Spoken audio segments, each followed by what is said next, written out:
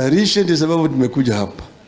Tunataka kujenga chama chetu, vijana waingie kwa chama. Vijana waingie ndani ya chama.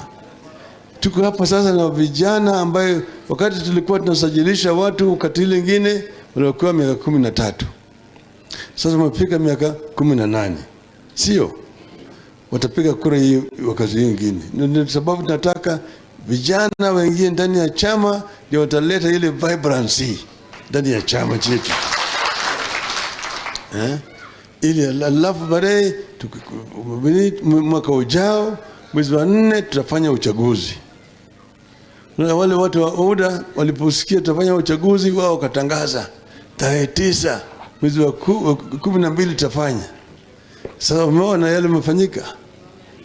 Wameanza kurararwana hapa na pale hapa na pale, wameogopa sasa, wameharisha mpaka Aprili na sisi.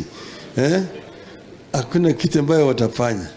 Sisi tunataka chama chetu iwe na nguvu vile ilikuwa wakati lingine zaidi. Sasa ni sababu tunasema tusaidiane ili chama inuke, manake mchwani inakuja karibuni.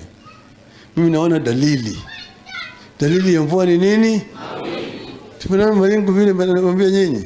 Kwa hivyo mjitayarishe kabisa. Kutanyesha kwa fujo kabisa. Kutanyesha kwa fujo kabisa. Kwa hiyo hali nyingine tutasema kule katika mkutano kubwa. Sawa sawa? ODM. ODM.